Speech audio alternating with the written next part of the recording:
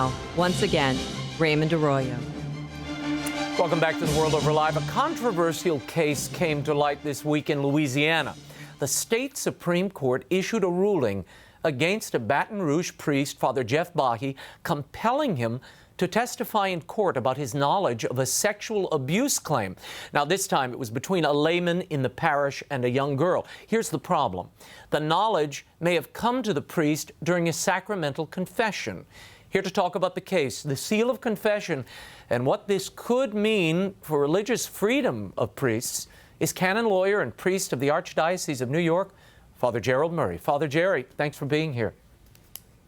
Thank you, Raymond. Good to be back with you. Now, tell us what happened here. I mean, this Supreme Court overturned some lower court rulings that actually shielded Father Bahi and said, well, he heard this information in the confessional, and therefore it's not admissible. Supreme Court says, you've got to talk. Yes, well, the issue really started at a lower court where the priest was ruled to have to testify about it. The diocese appealed that to the appeals court in Louisiana, and they found in favor of the diocese and the priest. In fact, they dismissed the whole suit. And the basic contention is that under the law of the state of Louisiana, the state has no right to demand a priest testify about what he heard about in the course of a confession. Let's get into a little bit of the details of this case. This was a young girl who she apparently, allegedly, went to confession with Father Bahi, shared some details of this relationship that she was in with this older man in the parish, and now she's alleging that he should come forward and, I guess, confirm her allegations. That's what they're looking for. And they're also saying he is somehow negligent. He should have been a mandatory reporter and gone to authorities about this. You would say what? Yeah, I would say that the law in the United States in general, and specifically in Louisiana, as far as I read, does not require that communications given in a sacramental confession are subject to compelled revelation in a court. So I think the Diocese of Baton Rouge and the priest absolutely have the law on their side. This is a very primordial aspect of religious liberty in the United States. It's been recognized since colonial times in this country. This goes back in medieval canon law and beyond, civilly recognized in England and other countries, that priests who hear confessions are not to be dragged into court and told they, under penalty of law, they have to reveal what they hear. And we should tell people, I mean, there is this, the canon law on this is, if you as a priest, if I tell you something in confession and you act on it or reveal it or even confirm that we had a confession, you're excommunicated instantly. Explain that to people. Well, the excommunication comes when the seal is directly violated. What does that mean? So that means when the priest identifies both the sinner and the sin, and he does so expressly, and it's made known to the public. It's made known, and the priest in that case is automatically excommunicated. It's called late sententiae in Latin, and it's reserved to the Holy See. He cannot be forgiven, and the penalty cannot be lifted without the intervention of the Holy See. Now, the other question you raised about whether even revealing the fact that someone went to confession, that falls under what's called an indirect revelation. And it is not subject to excommunication, but an indirect violation of the seal is when, through word or action, you may be or likely would allow other people to draw conclusions about what was confessed. And that's why priests refuse to even acknowledge that someone has confessed to them when there's a question that arises like this. That's prudent. You don't want to, because an indirect confession, an indirect revelation is also against canon law and is subject to other lesser penalties.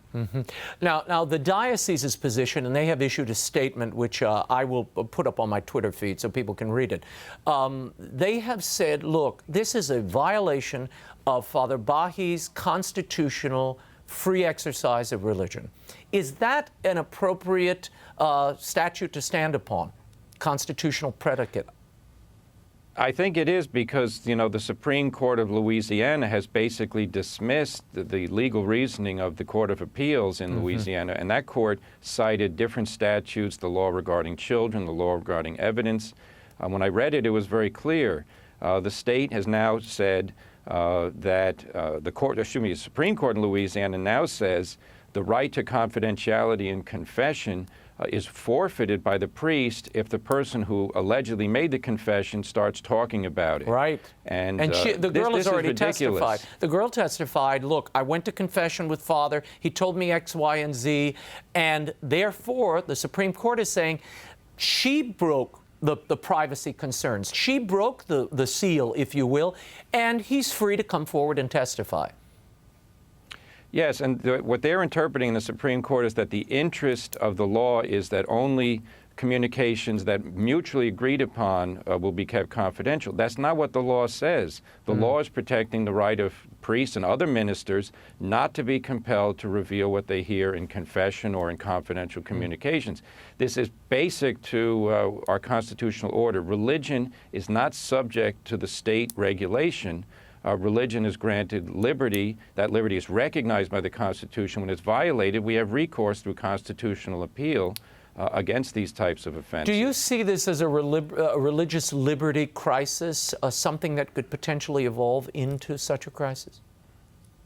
I think it is because this type of action was done in the past when Catholics were persecuted for their religion. And now, in the modern context, where we've lived peacefully with this laws in 50 states and courts recognizing it that Catholic priests should not be compelled to testify about what they hear in confession, now suddenly this has been cast aside. This is like what the administration's attempting to do with forcing Catholic hospitals and other institutions to deliver abortion-inducing drugs and contraceptives to people. The government has its purposes, but the Church has its natural rights. You've read this ruling and some background on these cases. What do you think is motivating these plaintiffs? I mean, clearly they, the perpetrator in this case, the layman who is in the parish, allegedly the abuser, he's dead. He's gone.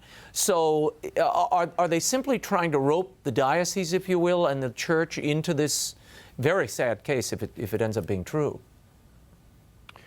Their motivations, I don't know. Their actions externally, I can say, are detrimental to the Church, and they should desist immediately. If they are parishioners and faithful of the Diocese of Baton Rouge, they should not attempt to force a priest to violate something that would cause his excommunication. And then otherwise, remember, every other Catholic in Baton Rouge who wants to go to confession should not now be in the position thinking that some plaintiff can come along and compel revelation of things that are said. They call that the chilling effect in law. When laws are disregarded, other people are then influenced by it. So now, the Church has an absolute interest, and faithful Catholics should follow the interests of the Church. Father, before I let you go, a gross hypothetical.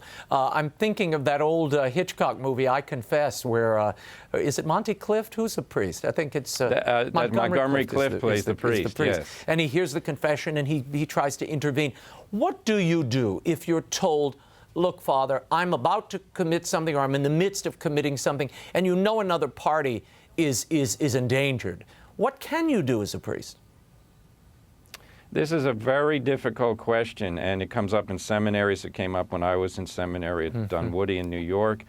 You're not allowed to talk about what you hear in confession, and you shouldn't do it. You should dissuade people. Now, the question is, if somebody is talking about a future sin, they're not really confessing a past sin. But nonetheless, it's all in the context of confession, and essentially you have to tell sinners, look, if you came here to tell God that you're sorry for your sins, desist immediately. But the priest has to safeguard the sanctity of the sacrament, and claims he might make later that he knew this as only as a future potential, that might be not good enough to. So I would say keep your mouth shut. Okay, Father Gerald Murray, that sounds like a good place to end, and I'll keep mine shut. Thank you so much for being here. So long.